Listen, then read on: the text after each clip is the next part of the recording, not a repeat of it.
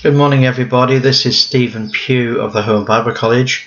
It's June the 23rd, and we're looking at Job and chapter 37. Elihu is still speaking, and it will break into what he says. In verse 1 it says, "At this also my heart trembleth, and is moved out of his place. Hear attentively the noise of his voice, and the sound that goeth out of his mouth." It's a common thing. It is often spoken that in Scripture, when God speaks, men say it thunders. Now, they're not misinterpreting the ordinary thunder for God's voice. What we're saying is that when God speaks, it's like the sound of thunder. That's the point. Thunder is the thing that is similar to the voice of God. And this is explained in this passage. "Hear attentively to the noise of his voice, the sound that goeth out of his mouth. He directeth it under the whole heaven, and his lightning unto the ends of the earth. After it a voice roareth. He thundereth with the voice of his excellency, and he will not stay them when his voice is heard. God thundereth marvellously with his voice. Great things doth he, which we cannot comprehend." So he's not quite saying that thunder is the voice of God. He's saying that the voice of God is thunder, if you can see what I mean. Different thing altogether. He says to the snow, "Be upon the earth," and likewise to the small rain, and to the great rain of his strength. He seals up the hand of every man, that all men may know his work. Then the beasts go into the dens and remain in their places.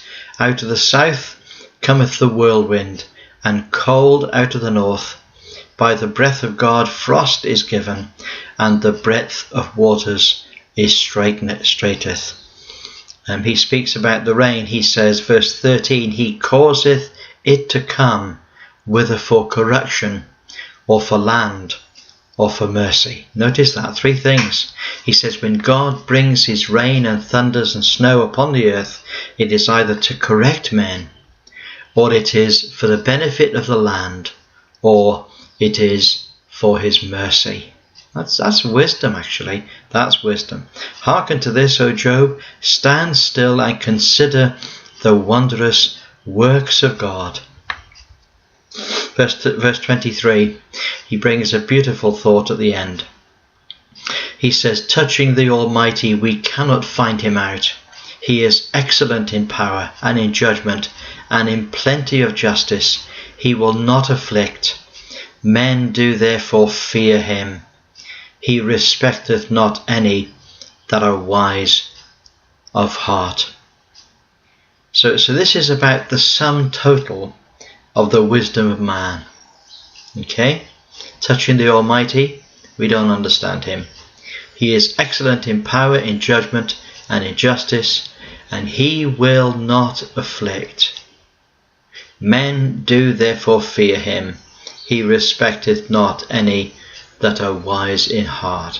God has no favourites, he's saying. God has no favourites. God is not, Job, God is not your favourite. Sorry, I'm saying this wrong. He's saying to Job, God has not got you, Job, as his favourite. That's the point. God has not got you as his favourite. I think that Elihu misunderstands God here, because when God was speaking to Job, it seems that God says that he is his favourite. He is his favourite. God sees the heart of man, and certainly Job had the respect of God. Now in chapter 38, God speaks to Job. "Then the Lord answered Job out of the whirlwind." Okay. "Who is this that darkeneth counsel by words without knowledge?" Now, is God speaking to Job? Or is God speaking to Job about his friends? That's difficult to know. But what God says is this. He says, "Who is this that darkeneth counsel by words without knowledge. So what God is saying is this, is that the ones that are speaking are making knowledge obscure by words that they don't understand. They're making the counsel obscure. They darkeneth counsel. They're darkening counsel. Now he says to him, gird up thy loins like a man, for I will demand of thee, and I will answer thee. I will answer thou me. Where were you when I laid the foundations of the earth? Declare, if you have understanding. Who hath laid the measures thereof, if you know? Or who hath stretched the line upon it? Whereupon are the foundations thereof fastened? Or who laid the cornerstone thereof? When the morning stars sang together, and all the sons of God shouted for joy, and who shut up the sea with doors, when it broke forth, as if it had issued out of the womb? Verse 11, hitherto thou shalt come and no further, and here shall thy proud waves be stayed. He said, when I said that, Job, where were you? You see, God is taking Job far outside the boundaries of his personal knowledge, and especially he's taking him back into history long before Job ever knew the light of day. Verse 16, hast thou entered into the springs of the sea? Hast thou walked in the search of the depth? Have the gates of death been opened unto thee? Hast thou seen the doors of the shadow of death? Hast thou perceived the breadth of the earth? Declare it, if you know it all. I love that. Imagine God saying to Job, come on, you tell me about these things if you know everything. Where is the way that light dwelleth? As for darkness, where is the place thereof? Knowest thou it because thou wast then born, or because the number of thy days is great? Hast thou entered into the treasures of the snow? Hast thou seen the treasures of the hail, which I have reserved against the time of trouble, against the day of battle and war? By what way is the light parted, which scattereth the east wind upon the earth?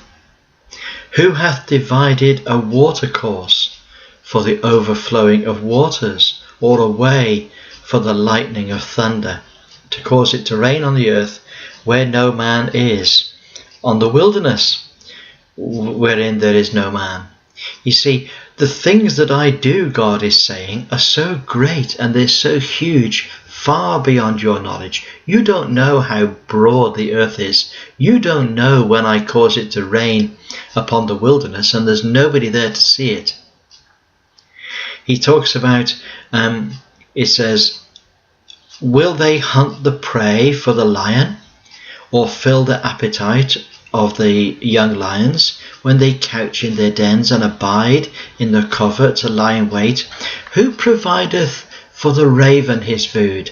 When his young ones cry unto God, they wonder for lack of meat.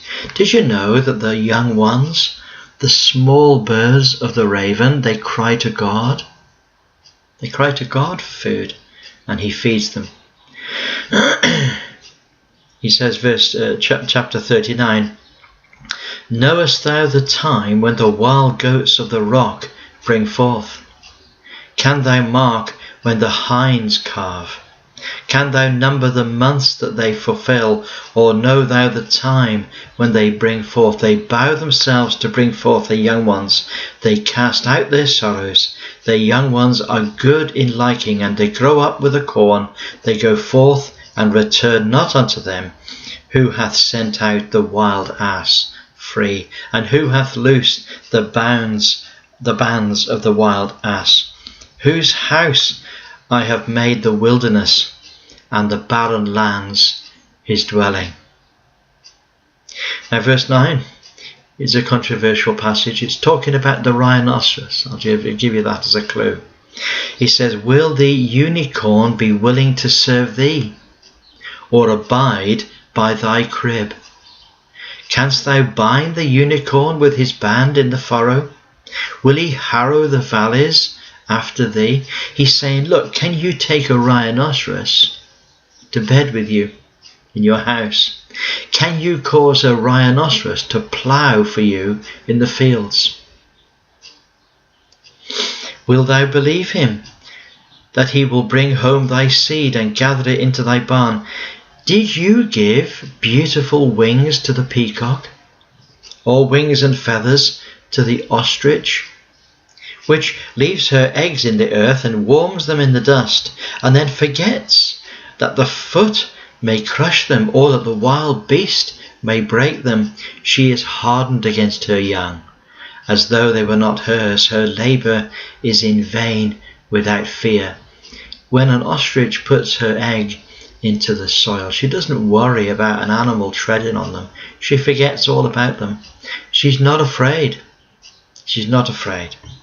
Because God hath deprived her of wisdom, neither hath he imparted to her understanding. You see, if God had given wisdom to the ostrich, she wouldn't have buried her eggs in the sand. But she doesn't have that wisdom. He says, hast thou given the horse strength? He talks about the horse beautiful. He talks beautiful phrases here about the horse. He says the battle horse is not afraid of the quiver rattling, not afraid of swords in battle, not afraid of the glittering spear and shield. She swalloweth the ground with fierceness and rage, neither believeth he that it is the sound of the trumpet. He saith amongst the trumpets, Aha! And he smelleth the battle afar off, the thunder of the captains and the shouting. Does the hawk fly by thy wisdom, and stretch out her wings towards the south? Does the eagle mount up at thy command, and make her nest on high? She dwelleth and abideth on the rock, upon the crag of the rock, the strong place. From thence she seeketh the prey, her eyes behold afar off. Her young ones also suck up blood. Where the slain are, there she is. She's carrion. She takes the blood of animals. Now the question is this: how much of this, Job, do you understand? Do you understand all this? Did you make all these things happen? God is opening the eyes of Job to see things that he doesn't know about. You see, Job is aware now of the limits of his knowledge, and in that he is humbled. Well, God bless you. Great to speak to you. Look forward to speaking to you again tomorrow. Bye for now.